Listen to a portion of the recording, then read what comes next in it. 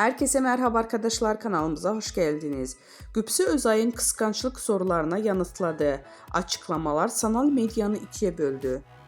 Başarılı oyuncu Gübse Özay katıldığı bir programda yöneltilen kıskançlık sorularına verdiği yanıtlar magazin gündeminde mərkəzində yerleşti. Özay'ın samimi ve net ifadeleri kısa sürede sosyal medyada geniş yankı uyandırdı.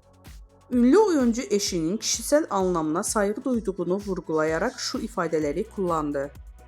Kocam alyans takmak zorunda değil. En yakın arkadaşı karşı cinsten olabilir. Telefon şifresini benimle paylaşmak zorunda değil. Sosyal medyada benimle fotoğraf ya da hikaye paylaşmaması da sorun olmaz. Gübse Özay'ın bu sözleri kısa sürede sosyal medya kullanıcılarını ikiye böldü. Gübse Özay'ın açıklamaları ilişkilerine güven ve sınır konusunda yeniden gündemine taşırken magazin dünyasında da uzun süre konuşulacağı benziyor.